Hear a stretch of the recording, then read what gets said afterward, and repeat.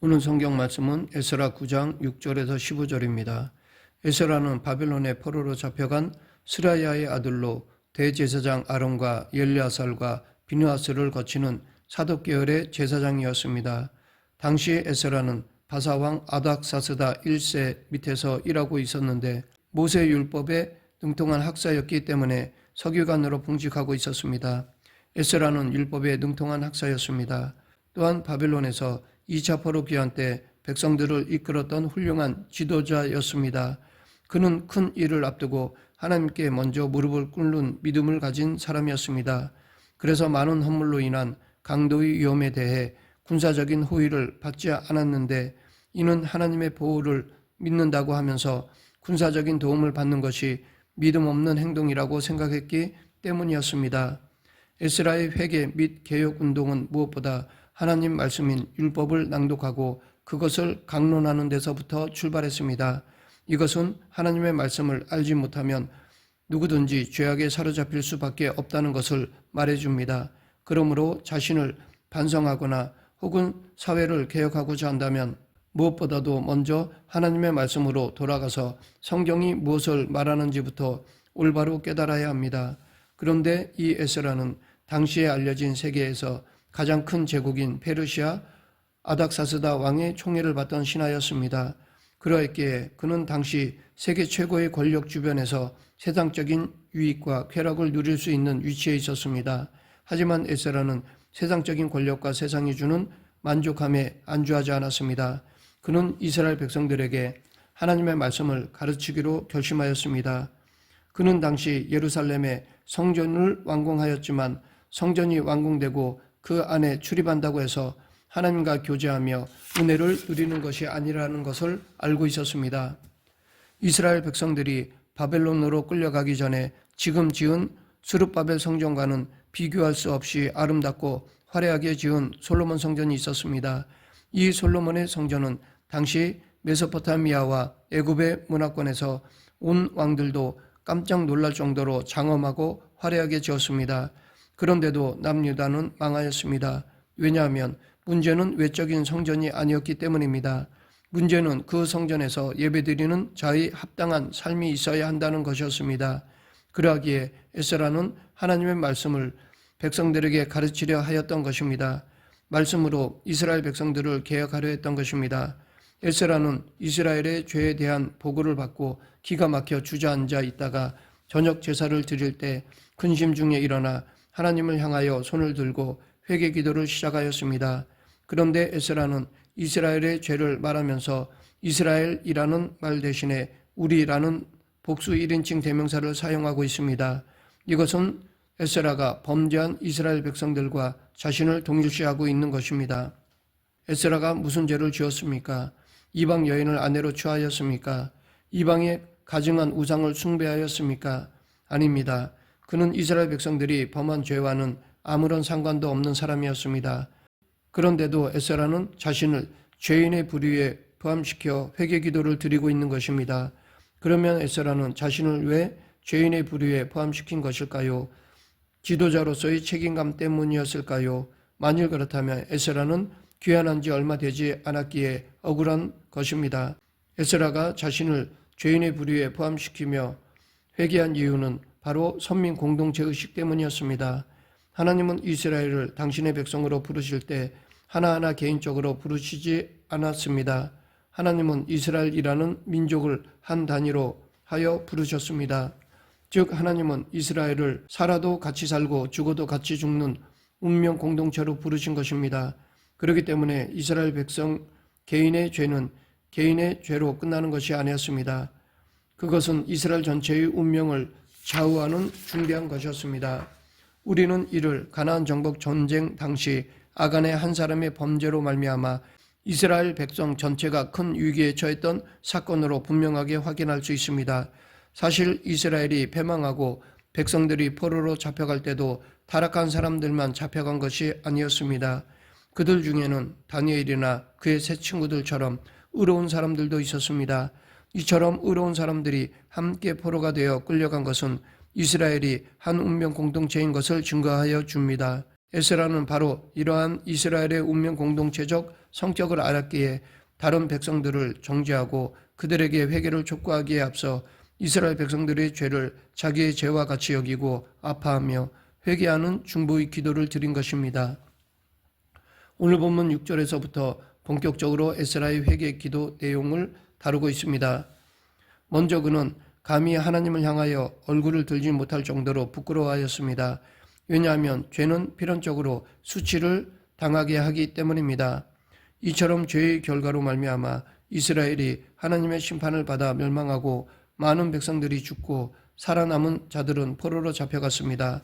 9절 우리가 비록 노예가 되었사오나 우리 하나님이 우리를 그 복역하는 중에 버리지 아니하시고 바사 왕 앞에서 우리로 긍휼히 여김을 잊고 소송하여 우리 하나님의 전을 세우게 하시며 그 퇴락한 것을 수리하게 하시며 유다와 예루살렘에서 우리에게 울을 주셨나이다. 여기서 울이란 포도원을 보호하기 위해 둘러치는 울타리를 가리킬 때 사용하는 말입니다. 그러나 더 비유적으로는 대적들의 공격과 습격에서 방어를 보장하는 성벽을 나타내기도 합니다.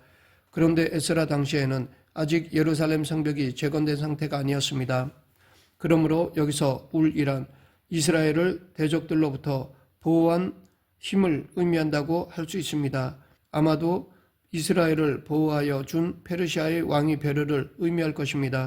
그러나 더 근본적으로는 페르시아 왕들의 마음을 움직여 그들 스스로 이스라엘 자손들의 울타리가 되기로 자처하게 하신 하나님이야말로 이스라엘의 가장 분명한 울타리이시라고 할 것입니다.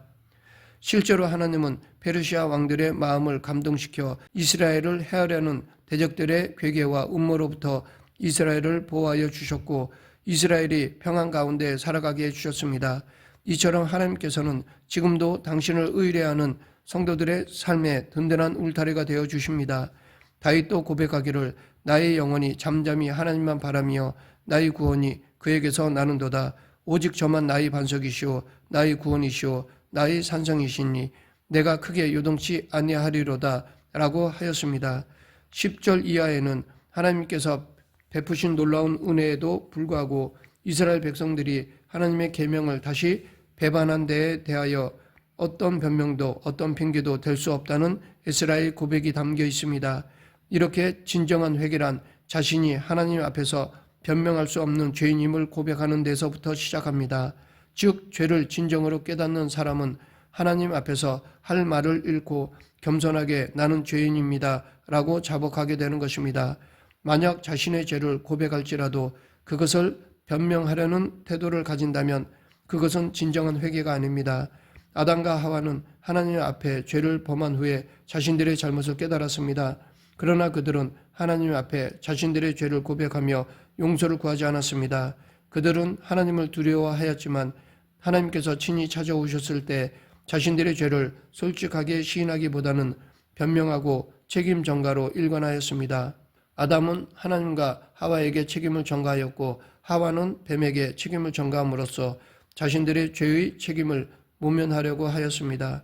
그들은 결국 낙원에서 쫓겨나야 했고 그때부터 그들의 삶은 힘들어지기 시작하였습니다. 수고의 땀을 흘려야만 먹을 수 있었고 해산의 고통을 당해야 했으며 인생의 온갖 질고 특히 죽어 다시 흙으로 돌아가야 했습니다. 이처럼 자기의 죄를 변명하다가 하나님의 준엄한 심판을 피하지 못한 사람들 중에는 이스라엘의 초대 왕이었던 사울도 있습니다. 그는 하나님의 명령을 거슬러 행함으로 죄를 범하고 사무엘 선지자로부터 책망을 들었을 때 자기 죄를 겸손히 인정하고 고백하며 용서를 구하기보다는 자기의 죄에 대한 책임을 다른 사람에게 전가하며 변명을 늘어놓았습니다. 그 결과 그는 하나님께 버림을 받고 비극적인 최후를 맞이하고 말았습니다. 이러한 사실이 보여주듯이 하나님 앞에서 죄를 변명해서 유익이 될 것은 아무것도 없습니다. 오늘 본문 15절에서 에스라는 이스라엘 백성들 중에 하나님 앞에 설 수 있는 자는 한 사람도 없다는 절망적인 기도를 드렸습니다. 여기서 하나님 앞에 선다라는 것은 하나님과 교제하며 하나님과 화목된 관계를 유지하는 생활을 의미합니다. 그러나 당시 늘 하나님 앞에 서서 제사를 드리는 제사장들조차 타락했기에 그 누구도 하나님 보좌 앞에 나갈 수 없었습니다. 그러하기에 에스라는 더욱 기가 막혀 상심했던 것입니다. 그러나 하나님은 에스라의 회개 중보 기도를 들으시고 이스라엘 백성들이 자본의 죄를 스스로 회개하고 개혁하는 결과를 만들어 주셨습니다.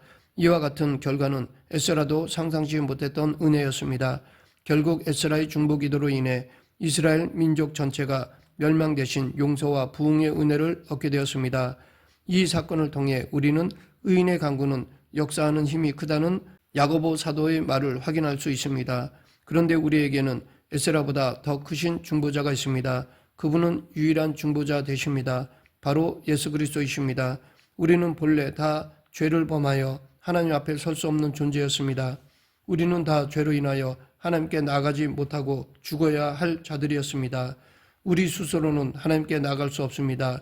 그런데 예수 그리스도께서 하나님과 우리 사이에 중보자가 되시어 우리의 죄를 대신 속하여 주셨습니다. 하나님은 그리스도의 십자가 대속으로 인해 그를 믿는 자마다 죄 없다 인정하시고 교제해 주시는 것입니다. 말씀을 맺겠습니다. 하나님은 교만한 자를 물리치시고 겸손한 자에게 은혜를 주십니다. 에스라의 기도는 겸손을 보여준 기도입니다. 하나님의 은혜와 공의는 높이고 자신과 이스라엘 백성들은 용서받지 못할 죄인으로 낮춘 것이 에스라의 기도의 골자입니다. 그의 기도 속에는 감히 용서해 달라는 간구조차 없었습니다. 이와 같이 죄를 있는 그대로 고백하고 인정하며 통회하는 자세야말로 진실한 기도입니다. 우리도 에스라와 같이 죄에 대해 철저히 회개하며 겸손히 자신을 낮추는 성도가 되길 축원합니다. 기도하겠습니다. 생사화복을 주관하시는 하나님 아버지, 우리를 구원하신 하나님 앞에 겸손한 삶을 살아가는 저희 모두가 되게 하여 주시옵소서.